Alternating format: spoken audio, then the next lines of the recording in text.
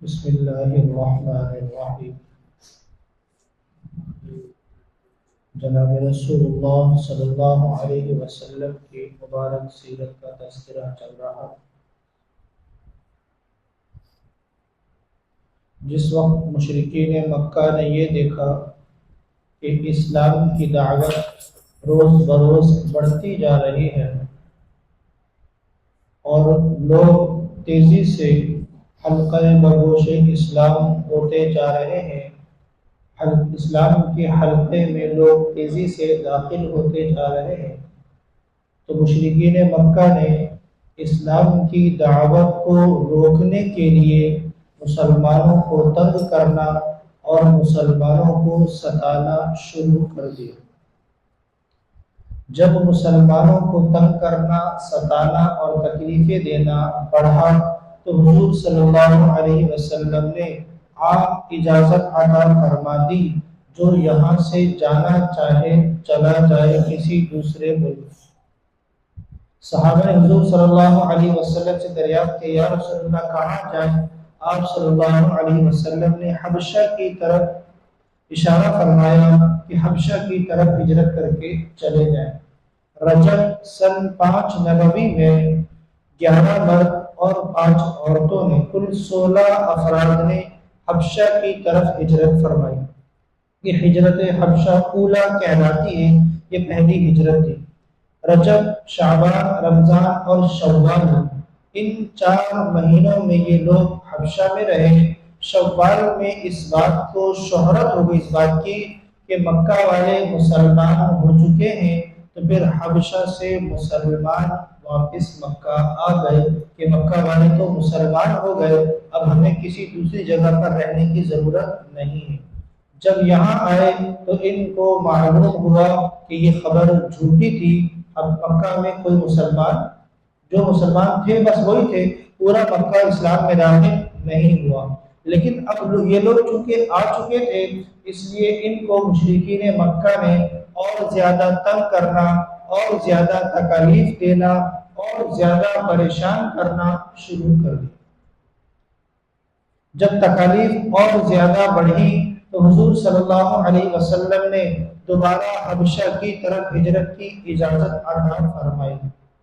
اس وقت 86 مرد اور 16 عورتوں نے ہجرت کی ہے۔ یہ ہجرت حبشہ ثانیہ کہلائی جاتی ہے، وہ پہلی ہجرت تھی، یہ دوسری ہجرت کہلائی جاتی ہے۔ جب یہاں سے مسلمان ہجرت کر کے حبشہ چلے گئے اور حبشہ میں سکون سے رہنے لگے تو مسلمانوں کا سکون سے رہنا مشرکین کو ہضم نہ ہوا۔ مشرکین نے یہاں سے عمر ابن عاص اور عبداللہ ابن ابی ربیعہ ان دونوں کو تحفے تحائف دے کر روانہ کیا کہ وہاں جائیں، بادشاہ کے وزراء سے ملاقات کریں اور ان کو یہ تحفے تحائف دیں اور وہاں سے مسلمانوں کو واپس لے کر آئیں۔ اب یہاں سے مکہ سے عمر ابن عاص اور عبداللہ ابن ابی ربیعہ یہ دونوں حبشہ جاتے ہیں اور حبشہ جا کے بادشاہ کے نجاشی جو تھا اس کے وزراء سے ملتے ہیں اور ان کو تحفے تحائف دیتے ہیں اور ان وزراء سے کہتے ہیں ہمارے چند نوجوان جو بیوقوف سے ہیں، ان کو عقل نہیں ہے، انہوں نے اپنے آبائی دین کو بھی چھوڑ دیا اور آپ لوگوں کا جو دین عیسائیت ہے اس کو بھی قبول نہ کیا، ایک نیا دین لے کر آئے ہیں۔ ہمیں مکہ کے سرداروں نے بھیجا ہے کہ ہم ان نوجوانوں کو واپس لے کر آئیں، اور ان سرداروں نے آپ کے لیے یہ تحائف بھی دیے ہیں۔ شاہ حبشہ جو نجاشی کے وزراء تھے وہ بڑے خوش ہوئے، بہت اچھی بات ہے، آپ کے تحائف بھی قبول ہیں اور آپ کو آپ کے بندے جو ہیں، آپ کہہ رہے نوجوان بیوقوف آ گئے ہیں، وہ بھی واپس کر دیے جائیں گے۔ صبح کو یہ وزراء بادشاہ کے پاس جاتے ہیں، شاہ حبشہ نجاشی کے دربار میں جاتے ہیں اور بادشاہ سے کہتے ہیں کہ ہمارے علاقے میں مکہ کے چند نوجوان جو بیوقوف سے ہیں وہ آ چکے ہیں اور ہمارے علاقے میں رہ رہے ہیں، ان کے بڑوں نے ان کو یہاں سے بلوایا ہے۔ شاہ حبشہ نے کہا جو میرے ملک میں آ کر رہے، میں بغیر تحقیق کے اس کو نہیں بھیجوں گا، ان لوگوں کو میرے پاس بلاؤ۔ عمر ابن عاص اور عبداللہ ابن ابی ربیعہ یہ ان وزراء سے کہتے ہیں بادشاہ کو کہو ان بے وقوفوں سے بات کی ضرورت نہیں ہے، آپ یہ تحائف لیں اور ہمارے نوجوان ہمیں واپس کر دیں۔ بادشاہ نے کہا جب تک میں واقعی حال کی تحقیق نہ کر لوں کہ بات کیا ہے، میں بغیر تحقیق کے ان لوگوں کو آپ کے حوالے کرنا مناسب نہیں سمجھتا۔ بادشاہ نے کہا ان لوگوں کو بلاؤ۔ اب مسلمانوں کو جب بلایا گیا، مسلمان ابتدائی طور پر پریشان کہ نہ معلوم کیا ہوگا، بادشاہ کیسا ہوگا، وہ ہمارے ساتھ کیا سلوک کرے گا، لیکن مسلمانوں نے اس بات پر اتفاق کیا جو بھی ہو ہم حق سچ بادشاہ کے سامنے بیان کر دیں گے۔ یہ تمام احباب صبح بادشاہ کی مجلس میں جاتے ہیں اور بادشاہ کو کہتے ہیں السلام علیکم ورحمۃ اللہ۔ بادشاہ بطور اعتراض کے سوال کرتا ہے۔ ایک روایت کے مطابق بادشاہ کے وزراء میں سے بادشاہ کو چڑھانے کے لیے کوئی وزیر سوال کرتا ہے تم لوگوں نے اس جگہ کے دستور کے مطابق بادشاہ کو سجدہ کیوں نہ کیا، تاکہ بادشاہ کو غصہ آئے اور بادشاہ ان نوجوان سے سخت داغگیر کرے۔ حضرت جعفر رضی اللہ عنہ نے جواب دیا کہ ہم نے سجدہ یوں نہ کیا کہ ہماری طرف جو اللہ کے رسول آئے ہیں انہوں نے ہمیں بتایا ہے کہ سجدہ صرف ایک اللہ کو کیا جا سکتا ہے، اللہ کے علاوہ کسی کو سجدہ نہیں کیا جا سکتا۔ ہم اپنے رسول کے پاس بھی جاتے ہیں جو ہمارے نبی ہیں، جب ہم ان کے پاس بھی جاتے تو ہم سجدہ نہیں کرتے بلکہ السلام علیکم ہی کہتے ہیں۔ جب ہم مسلمان آپس میں ملتے ہیں تب بھی ہم سلام کرتے ہیں، اور مسلمان جب جنت میں جائیں گے وہاں ان کی ملاقات ہوگی، وہاں بھی وہ سلام ہی کریں گے۔ اس لیے ہم نے یہاں بھی دستور کے مطابق آپ کو سلام کیا، سجدہ نہ کیا، اس لیے کہ ہماری شریعت میں اس کی اجازت نہیں ہے۔ بادشاہ نے کہا اچھا جو تمہارے نبی نیا دین لے کر آئے ہیں وہ کیا ہے، اس کے بارے میں بتاؤ۔ حضرت جعفر رضی اللہ عنہ فرمایا ایھا الملک، اے بادشاہ ہم لوگ بے وقوف تھے، بتوں کی عبادت کیا کرتے تھے، شرک میں مبتلا تھے، جو ہمارا دل کرتا ویسا کرتے، حلال حرام میں ہمارے درمیان کوئی تمیز نہیں تھی، رشتوں کا بائیکاٹ کرنا اور قطع تعلق کرنا ہمارے درمیان عام تھا، پڑوسیوں کے حق دبا دینا ہم اس کو اپنے لیے باعث فخر سمجھتے تھے، ہم میں جو طاقتور تھا وہ کمزور کو کھا جاتا تھا، زنا چوری ڈاکہ غرض ہر برائی ہمارے درمیان عام تھی۔ اللہ نے ہم پر اپنا فضل فرمایا اور اپنا بہترین بندہ انتخاب کر کے ہمارے درمیان جو ہم ہی میں سے تھے بھیجا۔ ہم ان کی صداقت کو بھی جانتے ہیں، ہم ان کے حسب نسب سے بھی واقف ہیں، ہم ان کی دیانت اور امانت کے بھی قائل ہیں۔ انہوں نے ہمیں یہ بتایا کہ اللہ ایک ہے، اللہ کے علاوہ کسی کی بندگی کی گنجائش نہیں ہے، اللہ کو ایک جانو، اللہ کو ایک سمجھو۔ ہم نے اس رسول کی دعوت پر لبیک کہا اور جن برائیوں میں ہم مبتلا تھے ہم نے ان برائیوں کو چھوڑا، رسول کی دعوت کو قبول کیا۔ اب ہماری قوم کے یہ لوگ یہ چاہتے ہیں ہم جن برائیوں میں پہلے مبتلا تھے ہم ان برائیوں میں واپس چلے جائیں۔ اے بادشاہ ہم ان برائیوں میں جانے کو پسند نہیں کرتے، اس لیے ہم نبی کی تعلیمات پر عمل کر رہے تھے۔ ان لوگوں نے ہمیں ستایا، تنگ کیا، تکالیف دی، ہمارے لیے مکہ میں رہنا مشکل کر دیا، تو ہم آپ کی سلطنت میں آئے ہیں کہ آپ کے پاس ہم آرام سے دین پر عمل کر سکیں گے۔ اس لیے کہ ہم نے آپ کی بھی دیانت اور امانت کے قصے سنے ہیں کہ آپ کے قلمرو میں آپ کی بادشاہت میں ظلم نہیں ہوتا۔ بادشاہ نے کہا تم نے تو بڑی اچھی اور انصاف کی بات کی، جاؤ جاؤ میں تمہیں کسی کے حوالے نہیں کرتا، جاؤ سکون سے رہو، میری طرف سے تمہیں کوئی پریشانی نہیں ہوگی۔ مسلمان چلے جاتے ہیں۔ اب یہ عبداللہ ابن ابی ربیعہ اور عمر ابن عاص یہ جاتے ہیں، رات کو وہیں پریشان آپس میں بات چیت کرتے ہیں یہ ہمارے ساتھ کیا ہو گیا، ہم تو ان کو لینے کے لیے آئے تھے، بادشاہ نے انہیں ہمارے حوالے نہ کیا۔ عمر ابن عاص کہتا ہے عبداللہ ابن ابی ربیعہ سے صبر کرو، کل صبح ہونے تک کا انتظار کرو، میں کل صبح بادشاہ کے دربار میں جا کر ایسی بات کروں گا بادشاہ ان تمام مسلمانوں کو قتل کر دے گا۔ عبداللہ ابن ابی ربیعہ کہتے ہیں بھائی ایسی بات نہ کرو، وہ جیسے بھی ہیں ہمارے رشتہ دار، دین میں الگ ہو گئے تو کیا ہوا، لیکن ہے تو ہمارے رشتے دار، ایسی بات نہ کرو کہ ان کو بادشاہ مار دے۔ عمرو بن عاص نے کہا نہیں نہیں نہیں، انہوں نے ہمیں ذلیل کروایا، میں ان کو نہیں چھوڑوں گا، بادشاہ کے سامنے ایسی بات کروں گا بادشاہ ان سب کا سر کر سے جھما کر۔ اب صبح عمرو بن عاص بادشاہ کی دربار پہ جا کر بادشاہ سے کہتا ہے، اے بادشاہ، یہ جو نوجوان ہیں یہ آپ کے نبی کی شان میں گستاخی کرتے ہیں، حضرت عیسیٰ علیہ السلام کی شان میں گستاخی کرتے ہیں۔ بادشاہ کو شدید غصہ آتا ہے، کہتا ہے ان مسلمانوں کو بلاؤ، ہمارے نبی کی شان میں گستاخی کسی طرح گوارا نہیں ہوگی۔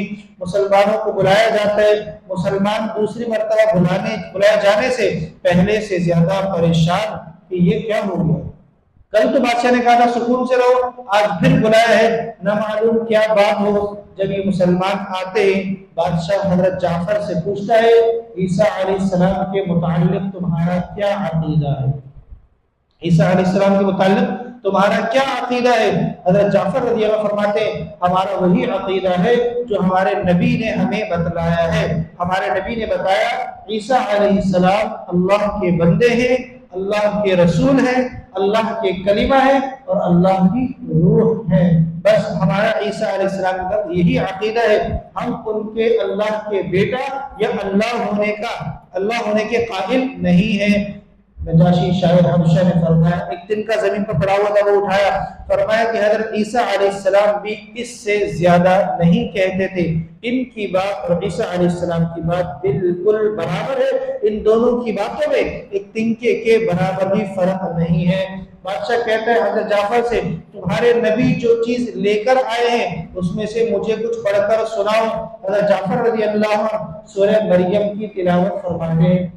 جب حضرت جعفر سورہ مریم پڑھ رہے تھے، بادشاہ اور جو اس کے قریب وزراء تھے وہ سارے رونے لگے، حتیٰ کہ ان کے آنسوؤں سے ان سب کی داڑھی تر ہوئی، گیلی ہوئی، اتنا وہ لوگ روئے۔ پھر اس کے بعد بادشاہ نے حضرت جعفر رضی اللہ عنہ فرمایا کہ تم لوگ یہاں پر سکون سے رہو، میں تمہیں حوالے کرنا سونے کے پہاڑ کے برابر بھی برداشت نہیں کروں گا کہ کوئی مجھے سونے کا پہاڑ بھی لا کر دے اور یہ کہے کہ تمہیں حوالے کر دوں، میں اس بات کو گوارا نہیں کروں گا۔ تم میری سلطنت میں سکون سے رہو۔ اور ان کے تحائف وزراء سے کہا ان کے تحفے ان کو واپس کر دو، ہمیں ان کے تحفوں کی ضرورت نہیں، اللہ نے تو ہمیں بغیر رشوت کے ہمارا ملک عطا فرمایا ہے، ہم اس رشوت لے کر کسی پر ظلم نہیں کر سکتے۔ حضرت عائشہ رضی اللہ عنہا فرماتی ہے بادشاہ نے یوں کہا تھا کہ بادشاہ جو تھا شاہ حبشہ نجاشی، اس سے پہلے اس کے والد جو تھے یہاں پر بادشاہ تھے، اہل حبشہ نے ان کے والد کا قتل کر کے ان کے چاچا کو عہدے پر بادشاہت میں لے کر آئے تھے کہ چاچا کے 12 بیٹے اور یہ شاہ حبشہ نجاشی اپنے والد کے اکلوتے ایک تھے، تو اہل حبشہ یہ چاہتے تھے کہ ان کے چاچا حکومت میں آئے اور اس کے بعد ان کے بیٹے حکومت کو اہل حبشہ کی چلائے، لیکن اللہ کا کرنا یہ ہوا شاہ حبشہ کے والد کو قتل کیا گیا اور ان کو بازار میں فروخت کیا گیا۔ اب جس کو بادشاہت پر لے کر آئے اس پر آسمان سے بجلی گری اور وہ مر گیا۔ اب جب وہ مرا ان کی اولاد بادشاہت کے قابل نہ تھی، تو پھر اہل حبشہ نے یہ شاہ حبشہ نجاشی کو ڈھونڈا جس کو لوگوں کے ہاتھ غلام بنا کر فروخت کر چکے تھے، واپس لے کر آئے اور ان کو بادشاہ بنایا۔ شاہ حبشہ نے فرمایا کہ مجھے میرا ملک اللہ نے بغیر رشوت کے عطا فرمایا، میں یہاں پر اپنے ملک میں رشوت لے کر کسی پر ظلم نہیں کروں گا۔ پھر حضرت جعفر رضی اللہ عنہ بادشاہ کی طرف متوجہ ہوئے اور بادشاہ سے کہنے لگے بادشاہ میں ان سے 3 سوال کرنا چاہتا ہوں، اگر آپ اجازت دیں، یہ لوگ جو ہمیں لینے کے لیے آئے ہیں میری طرف سے آپ ان سے 3 سوال کر لیں۔ بادشاہ نے کہا بولو کون سے سوال؟ حضرت جعفر فرمایا یا رسول اللہ، اے شاہ حبشہ نجاشی، ان سے یہ پوچھ لیجئے ہم غلام ہیں یا آزاد؟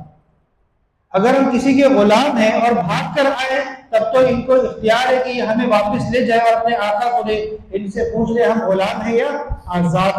عمرو بن عاص کہتے ہیں بل هو احرار وهو کرام، یہ لوگ تو آزاد بھی ہیں اور صاحب عزت بھی ہیں، یہ کسی کے غلام نہیں ہے۔